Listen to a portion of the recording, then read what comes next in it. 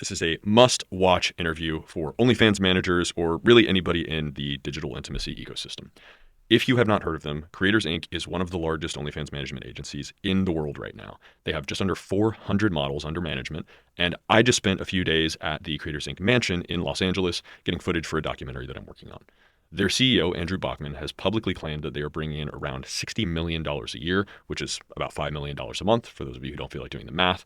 And I always take big numbers in this industry with a grain of salt. Everybody kind of lies or embellishes. But from what I saw firsthand, the way that their operation runs, the revenue figures that their models shared with me, and Creators Inc.'s management fee structure, I think 60 million is probably in the right ballpark. So whether every stat checks out perfectly or not, what is absolutely indisputable is that Creators Inc. operates on a level that 99% of agencies never even come close to.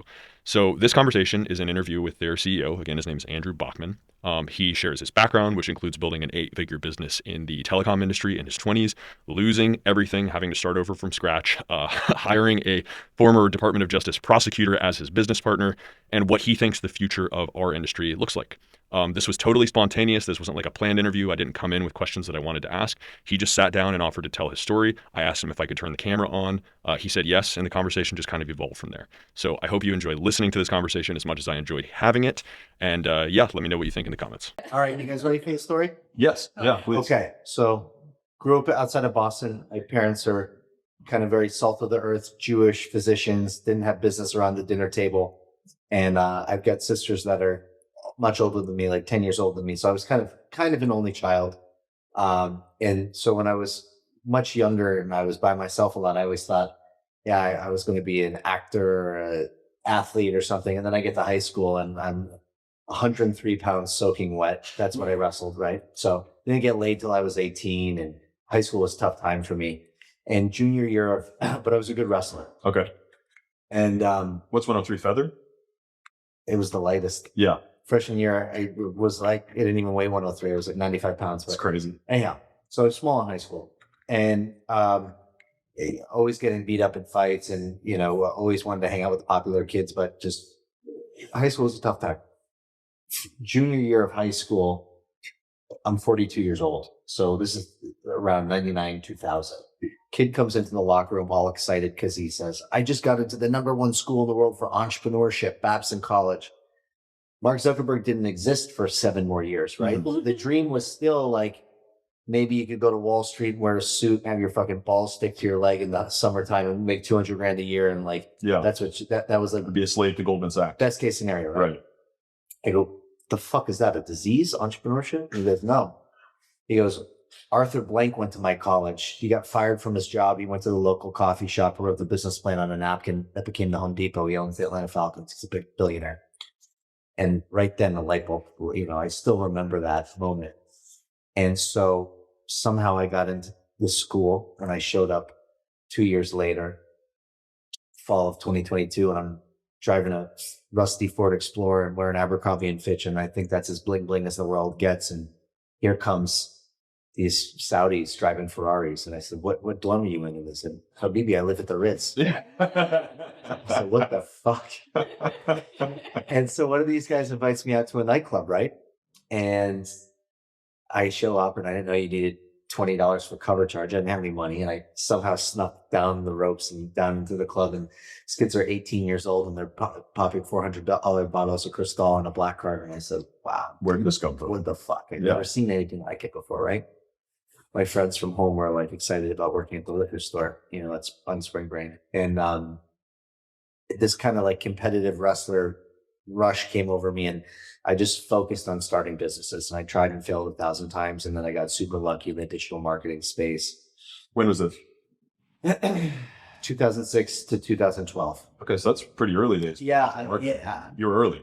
I had a smart Chinese business partner who figured out Google AdWords before they were even public. He was just doing arbitrage. That's a nice thing to get in early on. And he figured out basically that like not everybody had a credit card, but a lot of people had mobile phones. So we were like huge in premium SMS. Got it. I was one of the pioneers of the ringtone, all this bullshit. Like, we would text you the name of your secret admirer and your horoscope and all this shit. We did $1 million from our dorm room. We thought it was the biggest deal in the world, but the carriers fucking hated us because it was just creating a lot of customer service shit. I graduated from college 2 years later. 2008 happens. The world ends. Housing market crashes.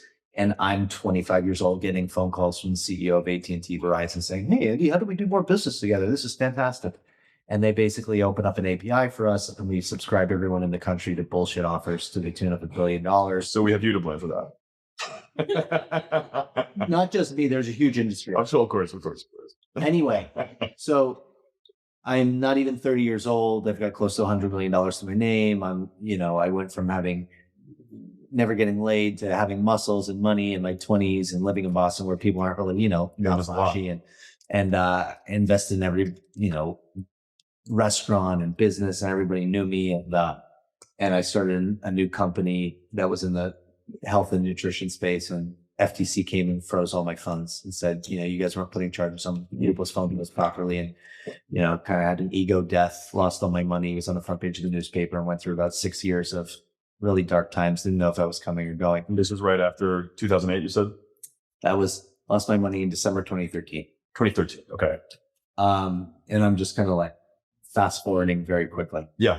Anyway, through this 6 years of darkness, I ended up meeting a Harvard neuroscientist who changed my life for the better. I've been sober for 9 years. He taught me something called PIESSSO, physical, intellectual, emotional, social, spiritual, sexual, occupational. How I eat and exercise, how I learn every day, how I meditate, stay connected to myself, and don't get turned out by, the bullshit that we're all trying to sell each other. Mm. No negative energy, sexually or socially. Spiritual rope is very important. Like, there's a lot of neuroscience behind what you believe in. For example, if you take a prison population and half gets the Bible and half doesn't, the half with the Bible really excel very differently. Mm. There's a experiment where scientists took 2 glasses of water and dropped rats in. The rats started treading water. In about 15 minutes, they drowned. And they start the process over again. New glass, new rat, new water. At 14 minutes, they take the rat out, they feed it, they towel it off, they drop it right back in. We're not just mental failure. How long do you think they'll last the next time? Just a little longer. 60 hours. Oh, wow. Right. They were prepared. Yeah, they knew that there was something coming. They believed they would be saved. Yeah. What you believe in is really, like, when I talk to people who are trying to start businesses, I say, like, if you don't like it, if you don't love it, it ain't going to work, because the shit's going to get hard. You're going to start this thing, and 2 weeks later, you're going to realize why it can't happen. But if you really fucking believe in it, those days won't stop you. Mm-hmm. Right. And all of us are one day away from succeeding. Right. Mm-hmm. I think Gary Vee says, like, how many people failed through the next day would have made it. Right. Yeah. So you just got to keep going. Anyway, and occupationally. So what this Harvard neuroscientist was doing was a lot of brain mapping, and why he liked me and why I liked him was, I thought I had a smart business mind, and I was completely down and out, busted out. I needed something to believe in. And this guy needed my business mind because he was completely math, science, nerd, MIT brain, who was trying to sell.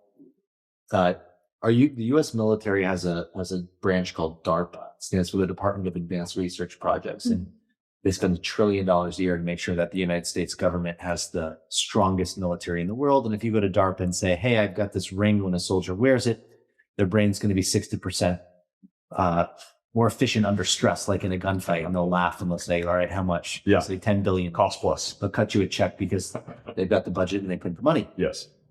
And so good people to have confidence. So I'm making $3,000 a month, trying to survive, but it's getting so much ancillary benefit. Like, I was getting brain mapped weekly. I was learning all these things that kind of made me the best version of myself. I mean, I had an ego death. I was, scrawny, top of the world, if I met a girl, you've never seen the Mona Lisa, private jet to Paris, fucking gambling, crazy shit. And then, all that just went away. And, a lot of friends who rode my coattails were nowhere to be found when that happened. Mm-hmm. It was a very, very interesting time in my life. And then all of a sudden, December 2019 comes, and boom, pandemic. Yep. And my parents, they have a place in Cape Cod and a place in Florida. It was the winter time, so they were in Florida. So I went and I squatted at their Cape house. And I was one of the first 200 cases of COVID.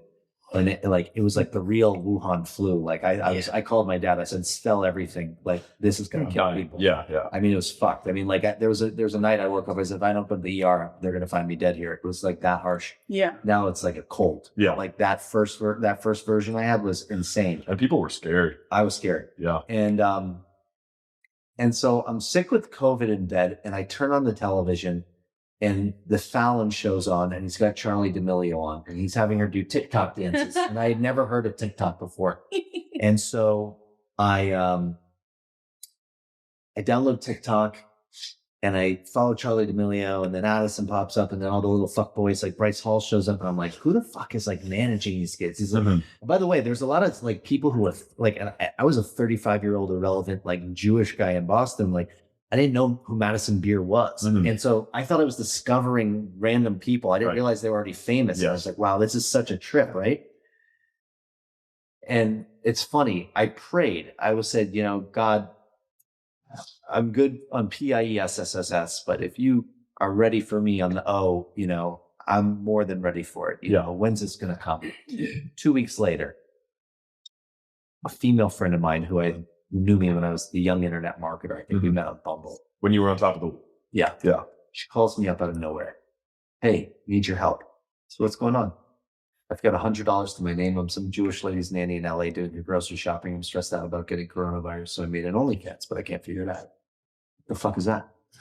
Logged in. I was like, oh shit, you're trying to thirst trap at scale. You've got no marketing logic. This platform's robust in the sense that it can facilitate these transactions, but it doesn't do a good job of promoting, taking a creator with blindfold on and saying, do steps 1 through 10, you're going to make a bag. Right.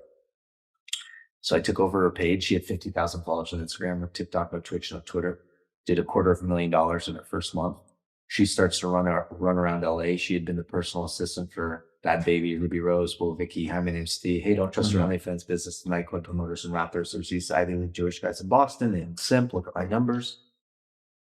Made $60 million with one client in the first year. And the owners kind of figured out who I was and reached out. And I kind of got the hint that like, hey, if you build something that feels like CAA, UTA, William Morris, because the writers and actor strike is fucked and that whole industry's dying, we'll bring you our celebrity clients that we can see on the back end who aren't quite taking advantage of the opportunity. And they really liked what I was doing because it was all driven by data. I was really saying, how am I going to maximize the lifetime value of each one of these, horny plumbers, electricians, basically, right? Yes.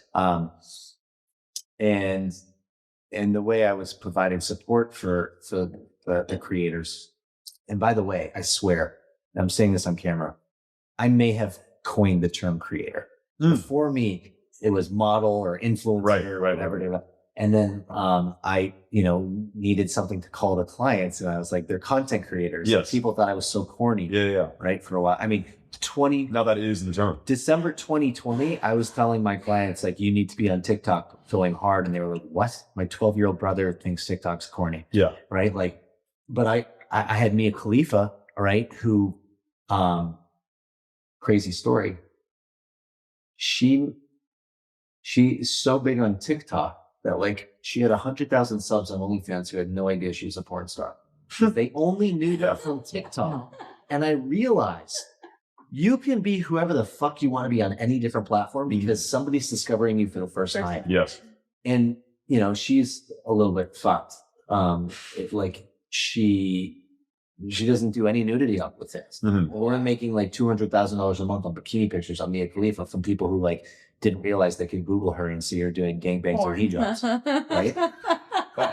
And incredible. And that's where I really was like, oh my God, because I got there's a couple different ways I can take this story. Like number one was like when I realized that context was what mattered, meaning like I had a bunch of like drop dead gorgeous people who came to me, couldn't make any fucking money. And I was like, well, how's this? And then you have the Trisha Paytases of the world who are making $1 million a month, eating Korean food on live all day long, just building that contextual relationship with their fans. So I really started to kind of like lean in with the clientele and teach them about the importance of creating that context, right? That's one direction. The other direction was like, for a couple of years, I made a lot of money because I was boutique, right? Like and this is around 2019, right? 2019 to 2000, summer of 2023. Sure. Like I was by far the biggest in the space. My operations were very streamlined. I didn't have all this yet. Right. And then, but I knew I was the biggest in the space because I was working hand in hand with the owners of the platform. And I come out to LA and I'm having a conversation with a girl like you. And she's like, who the fuck are you? I'm with Unruly. Right. And I was like, oh shit, I need brand Footprint. because what I saw coming was that like in this space, it would be like every suitcase pimp on a corner, like trying to like get into someone's DMs. Got 19-year-old kids in the UK who were stocking shelves at Tesco last year that are millionaires now. I know who you're talking about. And the guy who does all the shout out for shout out, right? there's a million of them. Anyhow, my vision with Creators Inc. was that I wanted us to be the trusted name in the space where like it felt like Bank of America or Charles Schwab. We didn't have to explain to you who we were, right? And that's the purpose of our social media. And the reality is like, if you look at our Instagram and you say, okay, their status is here and my status is here, those fish jump into our boat all day, every day. You've been Right? nonstop inbound, I'm sure. Yes. Yeah. But the top echelon, they don't give a fuck until somebody who influences them says like, yo, they're legit. Look at the growth from when they took over, and then they come, right?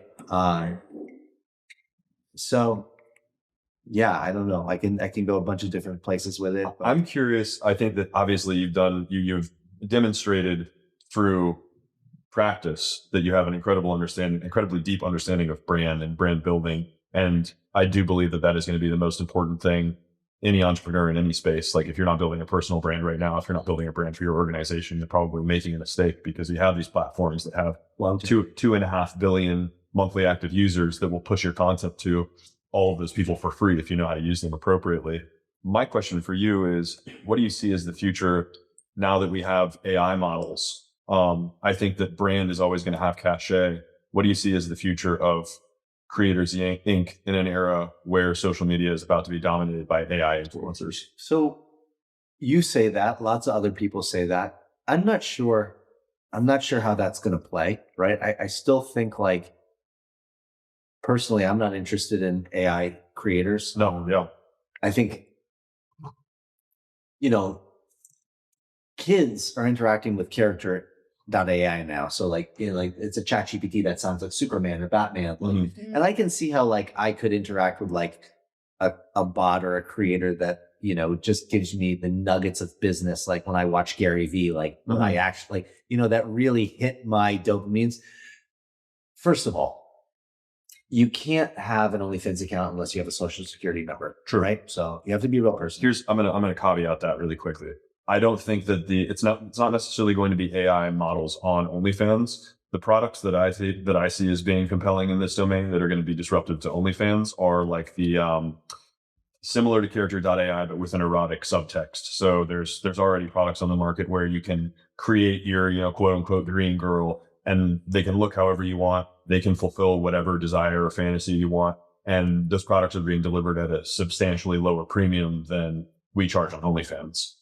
So my answer to your question is I have no idea because I'm not that smart and I don't have a crystal ball. I thought this thing was going to last 6 months. I can't believe it's been 6 years. Yes. I was scared shitless when Emily went topless for the first time on OnlyFans because I was like, oh my God, they're going to all leave now. They said, and she's fucking still growing 6 years later, month after month, right? This is the first creator that you worked Yes, with? that was the day they called me and said, I need your help. Yeah. So the other thing was I built this company when I was dead broke from my parents' kitchen table. If it ended tomorrow, I would smile. You'd be fine. Fuck yeah. Yeah. Like, but you know why? Because I had it in my 20s. I lost it. I was at a point in my life. A lot of our competitors blow themselves up because they're fuckboys. They get excited. They get a Lambo. Yes. They fuck their talent. All of it's gone. Yeah. Like we're just like, I have one business partner sitting right there. He's a former federal prosecutor with the DOJ criminal tax division because I got in trouble. So I wanted to make sure that you didn't blow this thing up. I brought him in. There's no Washburn. Very smart. Went to Harvard. Mormon from Utah. Yeah. Yeah, no, we're serious. Like we protect all of our clients legally. We get them out of any sticky shit that they're in. Like he's busy. Like we really go all in on support, right? Yeah. Like, we're a real management. Yes. Whatever. That's neither here nor there. I will tell you, because I'm curious what you guys think about it. I'm about to make a pretty big investment with a large content creator, kind of like on the Jake Paul level. Okay. He built something that he calls BuzzStar, and it's basically like FaceTime and OnlyFans had a baby, or Cameo on crack, but it's basically like for mainstream influencers, their fans can like get into like queue up and like bid for a minute phone call with these people. Interesting. And then if they pay more and like the creator's okay with it, they can share that to social media and it's watermarked. I want to. He likes it because this is a guy who's made $100,000 in a day before on Snapchat and YouTube, and then the next day it's gone. Yep. He's always been looking to have more control. I like it because I mean this. I've made over 260 millionaires from scratch in the last 6 years, and a lot of those people get big enough and they get a boyfriend, they get an agency selling them a dream, and they can take their ball and go elsewhere. But OnlyFans doesn't have that problem, right? So like, kind of like the romantic idea of kind of being the platform and having control. I might take a shot at it. The other reason I kind of have lower risk is because there's some crossover that gives me some comfort. Plus, I can come in basically at a ground floor or like a pretty low valuation and get 6 months of traffic and probably raise money at like a $25 to $100 million round. I have those contacts. You have. If I can show momentum and take my risk off the table, right? So like. But I don't know. It's probably not for everybody. And there's some creators crush some platforms and suck at other platforms. Some people are built for live and some people. For example, like Sydney Sweeney, Livy Dunn, Alex Earl, they don't do OnlyFans. They don't need to, right? They make money elsewhere, but there is a big bell curve of people who crush it on OnlyFans. Yeah. What do you think about that concept? Like, I feel like it's something that I hear from, especially like the male side or the people spending the money, like that's something that they really want to be able to, because with OnlyFans, you can't, unless you do a live stream where only one person is allowed in, and then they're still just chatting. Like, it's not like a face-to-face kind of thing. So I see like the high demand for it. I just know that like the ability to, if they want to share it to social media, I feel like everyone's just gonna be like cock in hand as soon as. So here's the thing. It's gonna be mainstream, right? So it's gonna be the same playbook as OnlyFans ran. So you're 100% right. Where I see most of the transactions probably going is like, some of our OnlyFans clients wake up in the morning, do their makeup, do 6 JOIs, make their $3,500, $100,000 a month, 1.2 a year. In 90 minutes, and like it's very much like Uber. They can sign on and sign off. Yeah, it's almost boring though. It's like, oh, my day is. I made so much money, and my day was so short. What else am I gonna do now? So you're saying this would be like a way to utilize that leftover time potentially? Well, like I said, I don't think it's for everyone. No. Like Cameo didn't work because like old school celebrities like that, they're awkward interacting with their fans. If there's money being exchanged, usually like there's like a letdown, right? But like the swag boy Q's of the world, they're on TikTok live all day in Omegle. They're used to that. I think my Contrarian. My contrarian point of view would be something to the effect of the live streamers that are doing it all day are not interacting individually one-on-one. Think about how exhausting it would be to take 60 consecutive 1-minute calls as opposed to live streaming for 60 minutes. Yeah, but you know what? Is there demand on the talent side to do that, to offer that kind of First of all, I don't know. Second of all, the market has to be right. Yeah. It has to be enough for the creator. It's got to be a lot for the creator to be worth it. But there's a huge universe. There's a huge spectrum of people, right? Agreed. This might really work for some people. Like, yes. Anyway, I don't know. But it's not, I don't see it as a mass market product. The reason why I liked it was because if a really smart tech guy brought it to me, I'd be like, good luck. Mm-hmm. The fact that I know that this is going to get into Aiden Ross and DDG and all these guys' hands early. Yeah. I know the playbook for how OnlyFans built their company. And this is what it was. Number one, that 5% of gross referral got everybody fucking selling it to their fucking grandmother. Mm-hmm. Okay, that was number one. And they hit critical mass and were like, just kidding, it's not for life, it's for the first million. OnlyFans was founded in 2016, right? something like that. Yeah.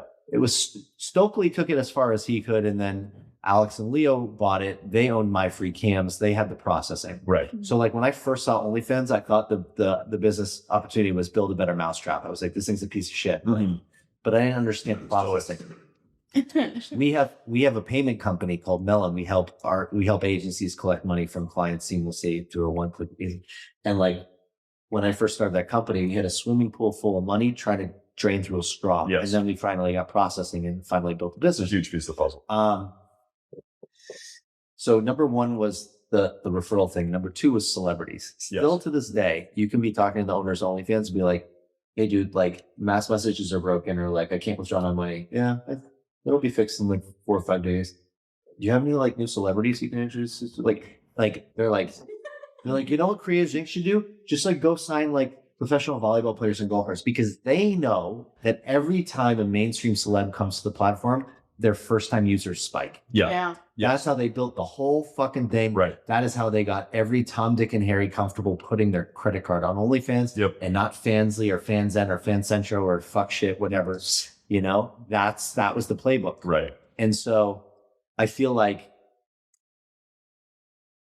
again, I don't know if it's that great of an idea or that great of a use case, but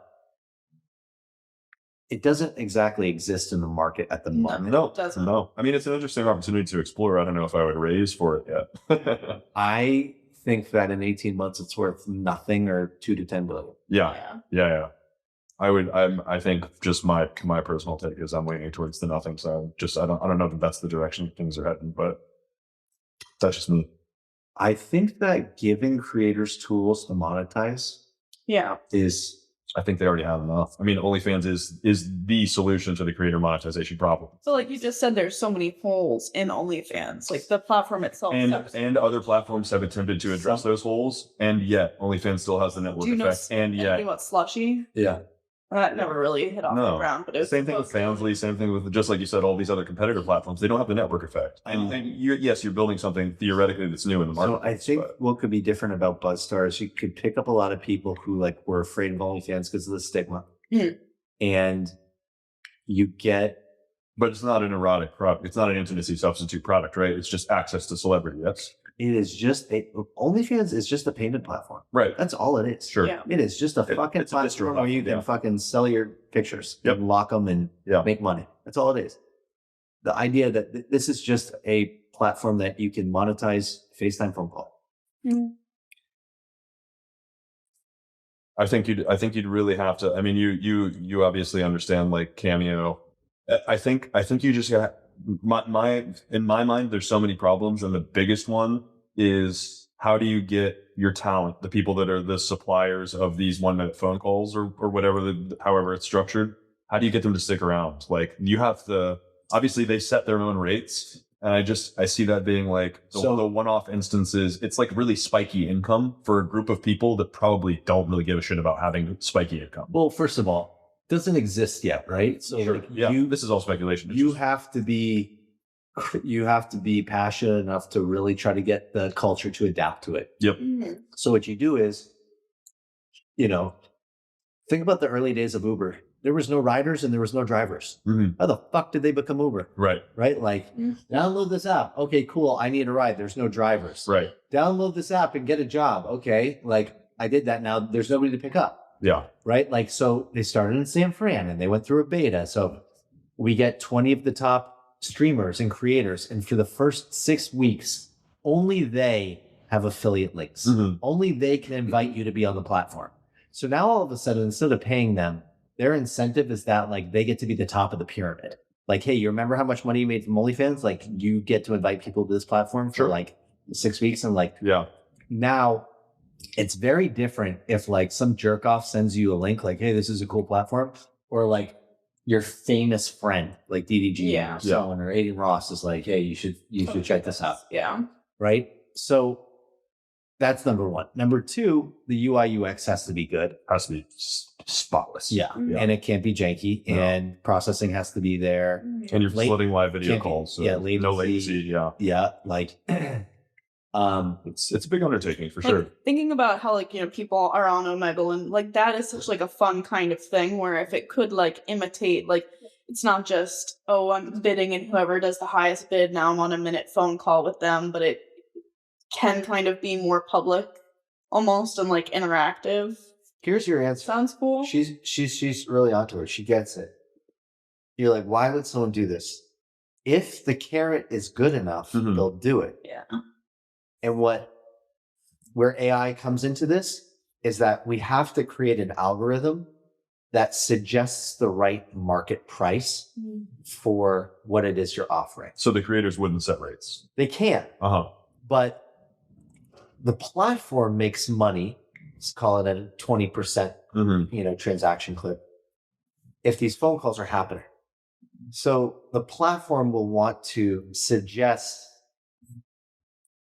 the tip of the bell curve, like, you should be charging $100 a minute, but like you're going to get upside in a tip jar. I don't fucking know.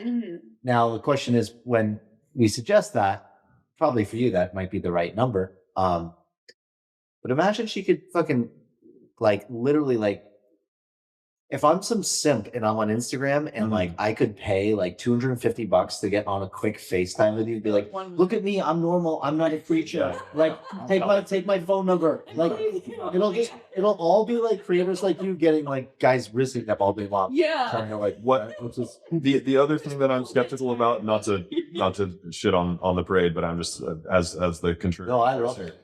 The other thing that I'm skeptical about is that like the one reason is not to the people that are like that on OnlyFans are actually few and far between. There's not a lot of demand for one-on-one live on OnlyFans because these guys are terrified of they're almost too scared to interact directly with the model. Like a FaceTime call, I think would make them piss their pants. I totally agree with you.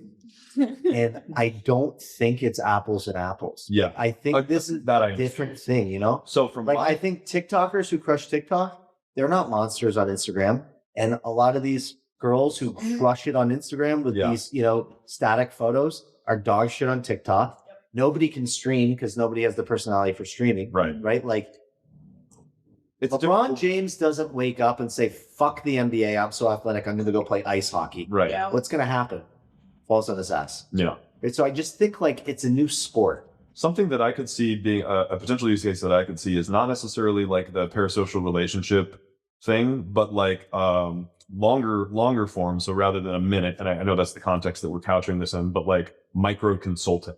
Like if you could talk to Gary Vee for 20 minutes. Yes. That's something that people correct. So there's a platform called Intro. Okay. It exists. Okay. They just raised 30 million. And that's exactly what it is. It's like you could talk to like you want to talk to Jack Dorsey for 10 minutes and you have 25 grand, like that type of shit. Right. By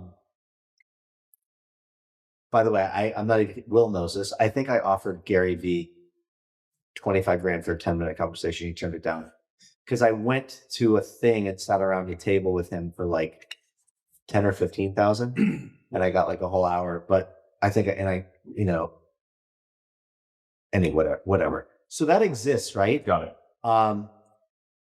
And it's not just a minute phone call. Like if somebody wants to have a minute, 3 minute, 10-minute, like they can keep it going. They can price it out. Sure. Right. Like again, still a lot to be figured out. Mm-hmm. I think I'm warming up to a little bit, but there's a lot of challenges. But you also have to remember, right? Like take her out of the equation. There's a lot of people who don't make a lot of money, right? There's a lot of 5 to 10K creators. There's more 3 to 10K creators, like by a massive amount. Yes, than her. Right? Of course. So, 0.01%. Right. And it's out of like 3-4 million active creators on the platform, something like that. Exactly. So I think it's more for those people to hustle. Yeah. And my thesis, my operating assumption is that bottom 95% of creators is just going to get wiped out by AI in some capacity within the next 12 to 24 months. Maybe, but guess what? They still have to eat. They do have to eat. They might have to get jobs though.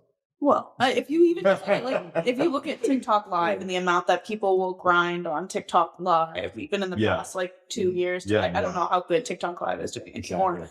But people will be on there all day, every day, just waiting and till like something hits, Yeah. until they can gain an audience that will watch them doing the same thing over and over again, and then they ride that for as long as they can.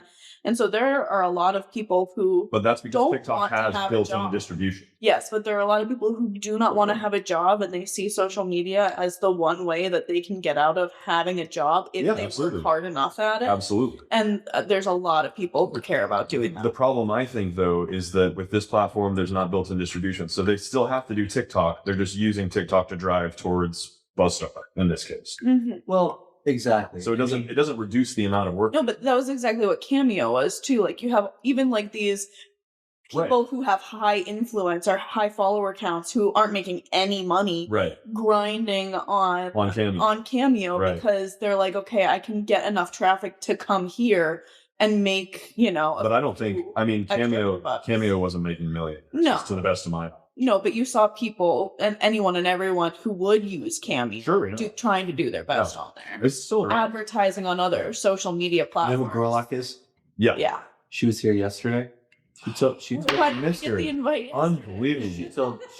She told Will and I. Well, actually, when was that? The day before? Yeah, 2 days ago. She was telling Will and I she gets 20 Cameo requests a day, and that makes sense. Yeah. Right? Like, Island Boys kill it on Cameo. Of course, yeah. Like But there- fucking corporations are paying. The corporations like they want to start their meeting with fucking like the Island Boys Yeah. being like, "Welcome to Mortgage of America." To bring things full circle, I guess, what do you see? That we've had a conversation about some theoreticals. What do you see as the future of Creators Inc? What's your next move for this business? Obviously, you have this beautiful house. You're building this shed over here. This is gonna be a. No, I don't. Sorry, I didn't. It's gonna be a Until- pop-up shop. Yeah, pop-up shop. Until further notice. Oh yeah, that's gonna be our. So if you guys have to go up and see my room and see my closet. So I Yeah. guess I'll get my closet back and we'll have a nice boutique here. We'll have the garage back. But you know, our bread and butter is still absolutely maximizing the lifetime value of the audience for our clientele. Got it. Right? Like really being data nerds to say, how do I get the absolute most out of this person for the life? Every individual fan. Correct. Yep. So that's how we stay busy and relevant. But And you're managing how many creators now? 500 over 500 or so. I could tell you, I think exactly like 370 like top earning ones. Okay. And you know, but it's all about the network and stuff. I think the future of Creators Inc. is really a community of the top content creators in the world, and not just OnlyFans. Like we have a lot of people in our family that we don't make money with yet because we don't have some sort of DTC product that we have pushing. And so that's why I'm kind of like really curious and trying to branch out. We've helped creators start skincare lines, tech companies, get them into runway modeling. We had a client who was a serious glass blowing artist. Will produced a whole art show at Art Basel for her. Very cool. We do a lot of shit like that. Yeah. How big is the team employee wise? I mean, globally, 800. In the US, it's probably like It's gotta be 150 of us now. the largest agency management company. Obviously, you guys are a lot more than just that, but Yeah. that's impressive. Very Yeah, cool. what's crazy is OnlyFans has 40 employees. I know. Yeah. Most revenue generated per employee of any company that has public financials, as far as I'm aware. It's true. Yeah. Maybe Tether beats them. That's the only one. Who? Tether, Heather? USDT. But yeah, I mean, they love NVIDIA out of the water. yeah. Which is a crazy thing to say. There's $4 trillion market cap company. Yeah. Warren Buffett invested in United Healthcare today. Stock pumped. Interesting. I was late. Thanks, Luigi. Luigi and the DOJ, just that stock went to fucking shit. Mhm. And then I think it's up 8% after hours. Interesting. Well, Buffett thinks it's a good buy. So to be honest, you know, we're trying to figure out how we can provide the most amount of value. I didn't have To your creators. yeah. Mhm. I didn't have a mentor or blueprint in this space. But like when I first started, I was way too much like super dad, like, are you filing your taxes? And a lot of our creators fucking hate their dad. And so I was becoming that. And some, you know, I was, you know, got fired a bunch because there's like I remember I handed her a tax return once and she goes, nah. I go, what? What? She goes, I move too often. I go, What? That's not how that works. and it's, so I guess what I'm trying to say is like, I wish I had more clients wanted to sit down and talk about like what to do with their finances. Like we have clients who've been 19, 20 years old who have made millions of dollars, you know, and if you just put that in the bank for a decade and let it compound, they're set for life, but like they don't want to hear it yet. Right. Anyway. Well, cool. Thanks for the TED Talk. Yeah. Thanks for the TED Talk. Appreciate it. Seriously. Great. This was really cool. Very nice to meet you. Nice. Get to know you a little better. Perfect.